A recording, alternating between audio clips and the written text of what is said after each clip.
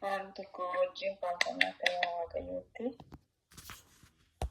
Namni beeluu koo mina rakkisanii, namni beeluu koo mina rakkisanii, tokkicha si uumee waaqayyoota amanii.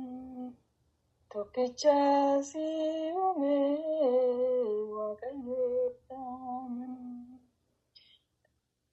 Nandhibee lubbuu koo mina rakkisanii, nandhibee lubbuu koo mina rakkisanii, tokkicha si uumee waaqayyoota amanii.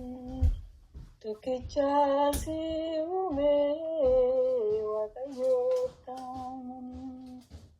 Deebii lubbuu koo gara biyyaanii akka fayyituufi gooftaa kee barbaadee, gooftaan of kennuusaa fannoorraa ooluusaa.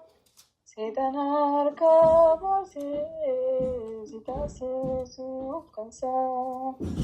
Nandhibee lubbuu koo mina rakkisanii, nandhibee lubbuu koo mina rakkisanii, tokkicha si uumee waaqayyoota amanii.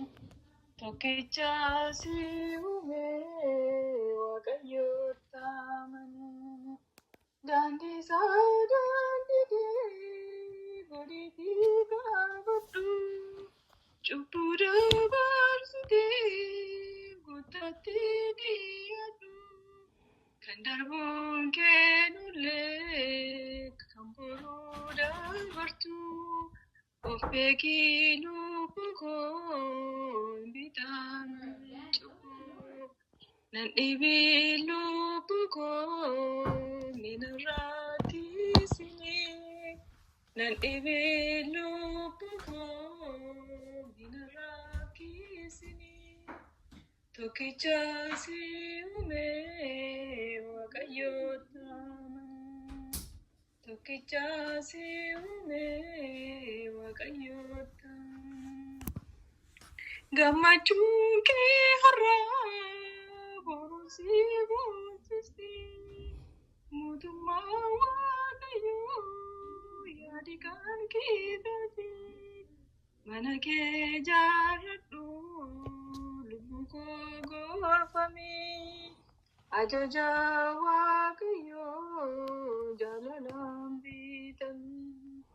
Nandhibee lubbuu koo mina rakkisanii, nandhibee lubbuu koo mina rakkisanii, tokkicha si uumee waaqayyoota amanii. Tokkicha si uumee waaqayyoota amanii. Ameen. Abbaa Waaqaa kan ta'e waaqayyo abbaan keenya maqaan isaa kan ulfaatu galatoomee nuuf haa ta'u.